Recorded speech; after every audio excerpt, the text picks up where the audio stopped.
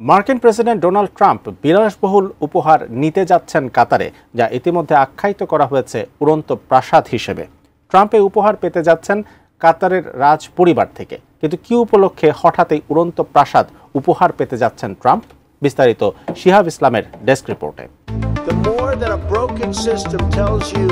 যুক্তরাষ্ট্রের president Donald Trump কাতারের রাজপরিবার থেকে বিলাসবহুল বোয়িং 747-8 জাম্বো জেট উপহার হিসেবে গ্রহণের চিন্তা করছেন।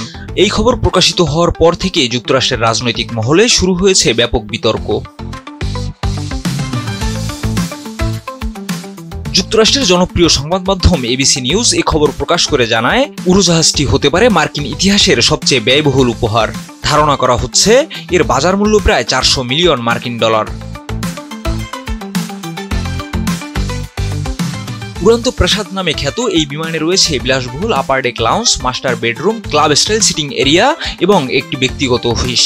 তবে বিষয়টি শুধু বিলাসিতার মধ্যে সীমাবদ্ধ নয়। ওয়াল স্ট্রিট জার্নাল জানিয়েছে, বিমানটিকে প্রেসিডেন্টের জন্য উপযুক্ত করতে যুক্তরাষ্ট্র সরকারের পক্ষ থেকে বেশ কিছু প্রযুক্তিগত ও নিরাপত্তামূলক সংযোজন করতে হবে। মার্কিন সংবিধান অনুযায়ী কোনো সরকারি কর্মকর্তা বিদেশি সরকার বা রাজপরিবার থেকে উপহার গ্রহণ করতে পারেন না। তবে বিশেষজ্ঞরা বলছেন, ট্রাম্প হয়তো এই বিধান পাশ কাটিয়ে উড়োজাহাজটি তার প্রেসিডেন্সিয়াল লাইব্রেরিতে স্থানান্তরের মাধ্যমে গ্রহণ করতে পারেন, যা ট্রাম্পের ব্যক্তিগত সম্পদ হিসেবে গণ্য হবে না। বিষয়টিকে পাশ কাটাতে কাতার বলছে, এটি উপহার নয় বরং সাময়িক ব্যবহারের জন্য একটি চুক্তি হতে পারে। সব মশার বিরুদ্ধে সুরক্ষা দিতে এলো বসুন্ধরা এক্সট্রিম অ্যারোসল, মশার বিরুদ্ধে এক্সট্রিম সুরক্ষা। ডেমোক্রেটিক ন্যাশনাল কমিটি এক বিবৃতিতে বলেছে, এই উপহার গ্রহণের ঘটনায় বোঝা যায় ট্রাম্প রাষ্ট্রীয় পদকে নিজের আর্থিক লাভের জন্য ব্যবহার করছেন।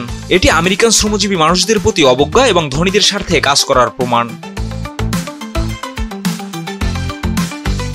এছাড়া ডানপন্থী রাজনীতিক লারা লুমার বলেন, কাতারের মতো একটি দেশ যারা জঙ্গি গোষ্ঠীগুলোকে অর্থ যোগায়, তাদের কাছ থেকে যুক্তরাষ্ট্রের এমন উপহার গ্রহণ করা উচিত নয়।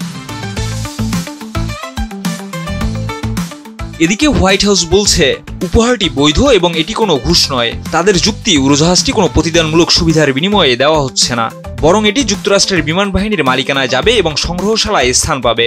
তবে ট্রাম্পের এই উপহার নেওয়ার বিতর্ক যুক্তরাষ্ট্রের রাজনীতিতে নৈতিকতার প্রশ্নকে সামনে নিয়ে এসেছে।